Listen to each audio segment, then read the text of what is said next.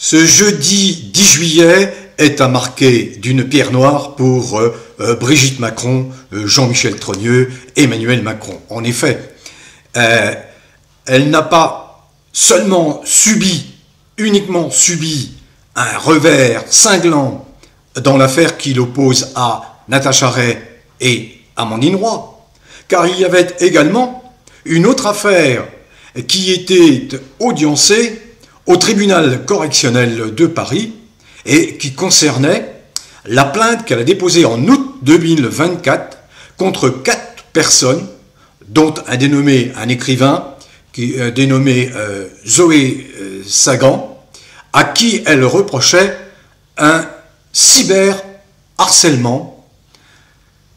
Le tribunal correctionnel a donc rendu son jugement et a purement et simplement relaxé les 4 prévenus.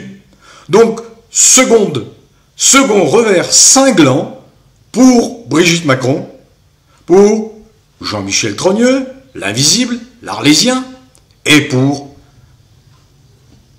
Emmanuel Macron. Alors, il est évident que cette information aurait pu passer inaperçue tant le retentissement de la relaxe de Natacha Ray et Amandine Roy est grand, et à juste titre, parce que cette affaire de mise en cause, de judiciarisation contre des personnes qui ne cherchent qu'à faire émerger la vérité,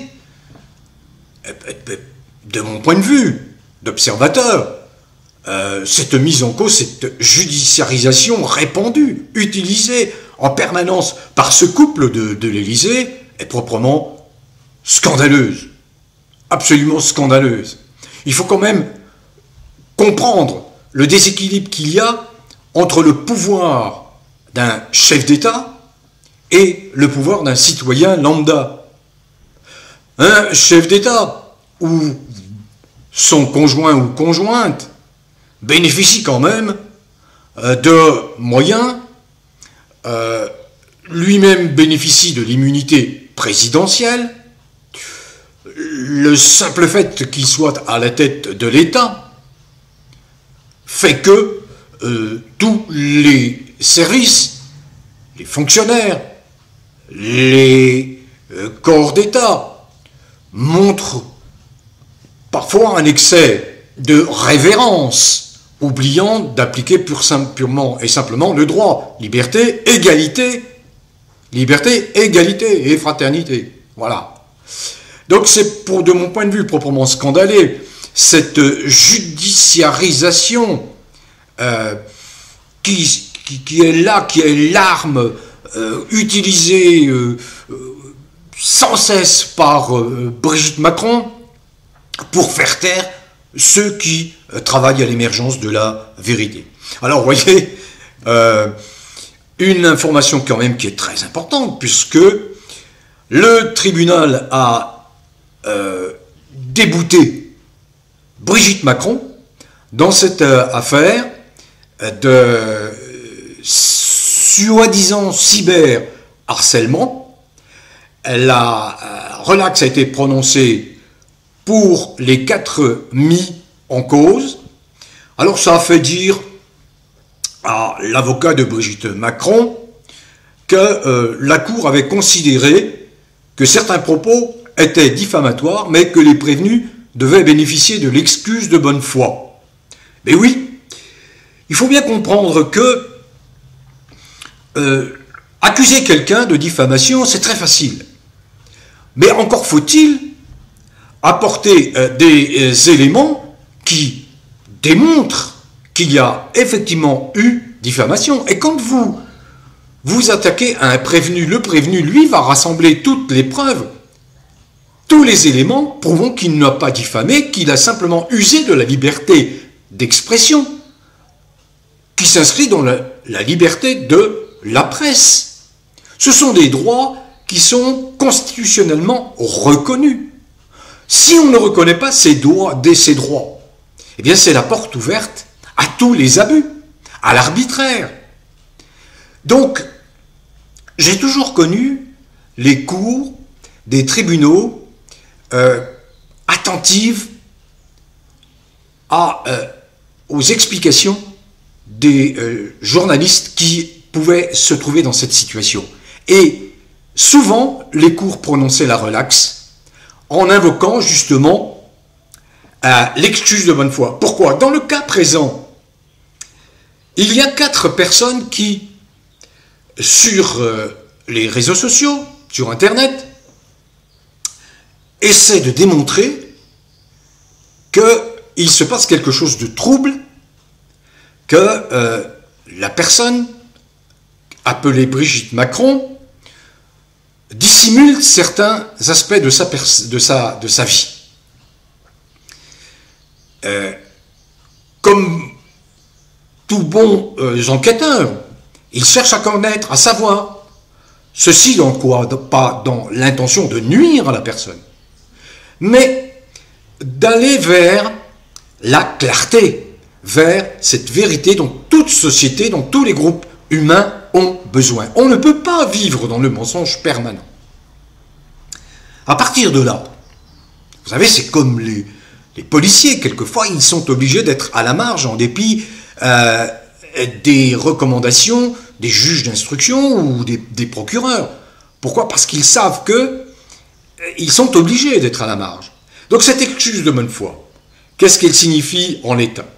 Eh bien que face aux dénégations, au déni, face au refus de ce couple de donner des informations crédibles, je reviens là-dessus, l'information de base qui aurait fait taire toute discussion, qui aurait mis fin à toutes les rumeurs, c'est celle-ci, puisque Brigitte Macron affirme qu'elle a un frère qui s'appelle Jean-Michel Trogneux. Pourquoi? Dès l'origine, dès décembre 2021, quand cette affaire a émergé avec Natacha Ray, avec Xavier Poussard, avec Lionel Laborde, dès l'origine, elle convoquait la presse et tenait une conférence de presse conjointement avec son frère, Jean-Michel Trogneux. L'affaire était entendue. Elle pouvait de plus produire nombre de preuves, des photos de famille, produire des tests chromosomiques, génétiques, etc., etc. Toute preuve qui aurait mis un terme immédiatement à cette affaire. Elle n'en a rien fait. Autre élément quand même très troublant, et je l'ai relevé à chaque fois, toutes les audiences des procès intentés par Brigitte Macron et son frère se sont déroulés sans leur présence, sans la présence en particulier de Jean-Michel Trogneux, l'Arlésienne. Donc, il n'est pas étonnant que, également dans cette affaire, eh bien, la Cour ait invoqué l'excuse de bonne foi, en disant effectivement que ces 4 prévenus, même s'ils avaient pu tenir des propos, quelques propos diffamatoires, devaient être relaxés au bénéfice de cette excuse de bonne foi. Sinon, eh bien, c'est légaliser l'omerta dans toutes les situations, et là, on tombe dans un régime carrément dictatorial, où le journalisme disparaîtra, sombrera, corps et âme. Voilà. Donc, cette affaire est également une affaire retentissante qui met bien mal à l'aise le couple de l'Élysée, qui se trouve embarqué cette fois non pas du côté de ceux qui dirigent, qui sont à la manœuvre pour mettre en question, mais ils sont maintenant dans une position défensive. Alors, quand on est dans une position défensive, encore une fois, on a intérêt à montrer des arguments, notamment des arguments juridiques de poids. D'autant que, eh bien, Brigitte Macron et Jean-Michel Trogneux font face à un procès qui est intenté par Christian Cotten, qui a effectivement engagé cette procédure lourde dès la fin du mois de décembre dernier contre Jean-Michel Trogneux en particulier, pour faire éclater la vérité. Donc, ils devront répondre cette fois en tant que prévenus. Et on verra là s'ils s'autorisent la liberté de ne jamais apparaître aux audiences des procès où ils sont mis en cause. Voilà, je voulais vous donner aussi cette information parce que il y a eu donc ces deux relax, la relax de Natacha Ray et Amandine Roy, et ça se passait en cours d'appel, hein, je l'ai dit dans ma précédente vidéo, et là, la relax de 4 personnes, dont l'écrivain qui se fait appeler Zoé Sagan, qui s'appelle Aurélien Poisson-Atlan, donc la relax de ces 4 personnes au tribunal correctionnel de Paris. Je viens d'expliquer dans quelles circonstances. Donc, 2 revers cinglants, vraiment cinglants, revers juridiques cinglants.